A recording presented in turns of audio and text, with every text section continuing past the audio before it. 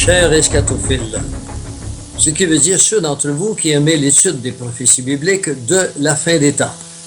Soyez donc avisés que Plein Feu sur le Juste présentera prochainement une conférence des plus tranchantes, des plus convaincantes, des plus alarmantes surtout quand on considère la situation au Moyen-Orient, ou plus encore quand on considère Israël dans son contexte mondial. Les auditeurs comprendront non seulement Israël dans son passé ou dans un proche futur, mais ils verront s'étaler devant eux le prodige de 52 prophéties réalisées depuis 1948 seulement sur Israël. Dans son excellent livre intitulé Évidence qui demande un verdict, Josh McDowell démontre, mathématiques à l'appui, que la probabilité de réalisation par hasard de 11 prophéties telles qu'indiquées avant leur accomplissement est de 1 sur 5,7, multiplié par 10 à la puissance 59.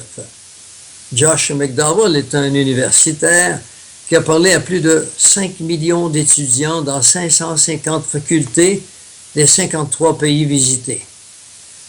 Plein Feu vous présentera plus de 52 prophéties dont la majorité d'entre vous pourrez constater la véracité puisqu'elle couvre une courte période de temps, soit 66 ans depuis 1948.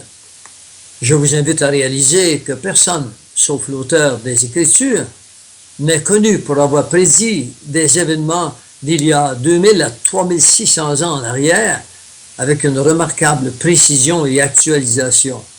Lesquels événements se manifestent maintenant sous nos yeux?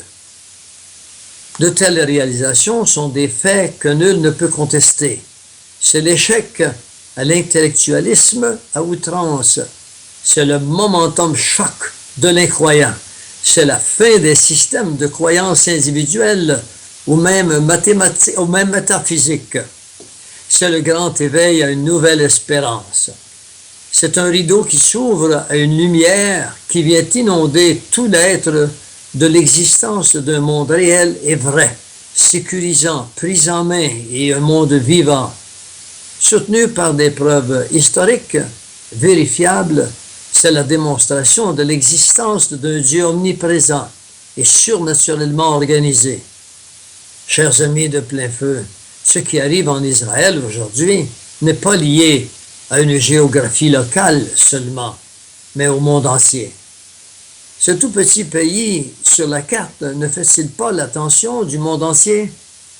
Israël n'est-il pas le seul peuple qui fut exilé plus de 19 siècles?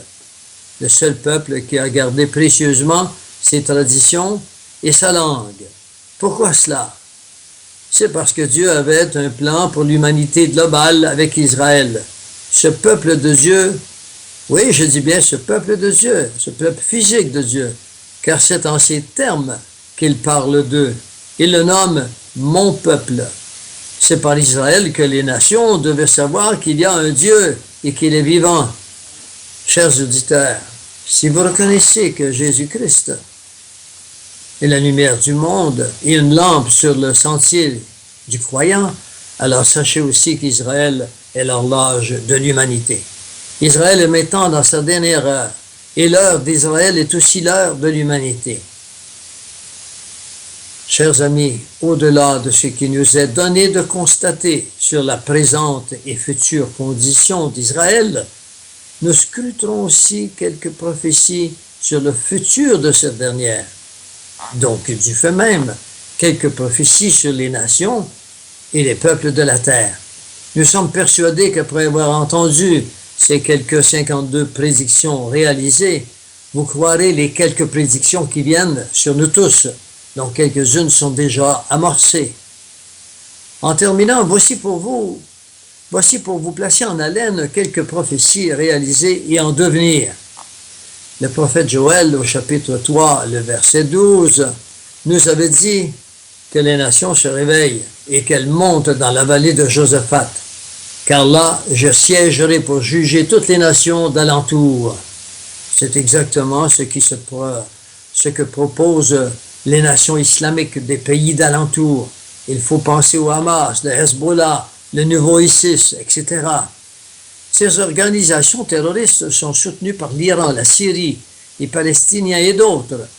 Des informations nous montrent sans ambiguïté l'ajout de la Russie et de la CIA. Cette prophétie est en cours de réalisation.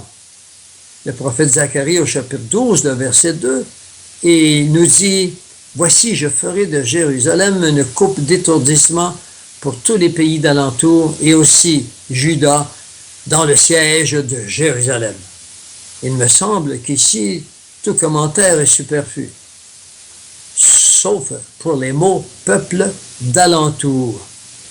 Et le verset 3 ajoute une pierre pesante pour tous les peuples. Les pays du monde entier ne sont-ils pas à se détourner d'Israël? Ne sont-ils pas les pays non plus d'alentour, mais les pays qui sont au loin? Une question embarrassante qui vient de suite à l'esprit est la suivante. Qui alors aidera Israël et quel est son avenir? C'est le prophète Ézéchiel, au chapitre 28, le verset 26, qui répond en perspective futuriste au moment où je vous parle, car cette prophétie n'est pas encore réalisée. Voici ce qu'il déclare, venant de l'Esprit de Dieu. Ils habiteront en sécurité, ils bâtiront des maisons, ils planteront des vignes, ils y habiteront en sécurité, quand j'exercerai mes jugements contre tous ceux qui les entourent et les méprisent. Ils sauront que je suis l'Éternel, le Dieu d'Israël. Chers amis dans la foi, il y a 500 prophéties majeures dans la Bible.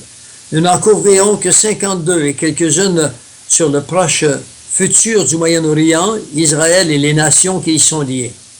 La question de savoir où nous allons ne se pose plus, mais plutôt quand. Une chose est certaine, il ne reste pas 50 ans, non plus 30, non plus, enfin, l'ensemble de cet exposé vous amènera à juger vous-même et à conclure. Je terminerai avec un seul verset qui résumera toute l'attention que l'on doit donner aux prophéties, et il est de Jésus lui-même. C'est dans Marc au chapitre 13, le verset 23. Le voici. Je vous ai tout annoncé d'avance, soyez sur vos gardes. Je vous répète qu'on ne peut être sur nos gardes si on ne sait ou ignore par indifférence ce qui est annoncé. Chers scatophiles, cette conférence est probablement la dernière. C'est un temps précieux et celui d'inviter des amis, des parents ou autres. Voyez les coordonnées et les personnes à appeler. Il y a aussi le temps d'organiser des groupes pour partager les prophéties de la fin des temps. Ici Pierre Gilbert, je vous ai parlé au nom de Plein Feu sur l'air juste et à bientôt.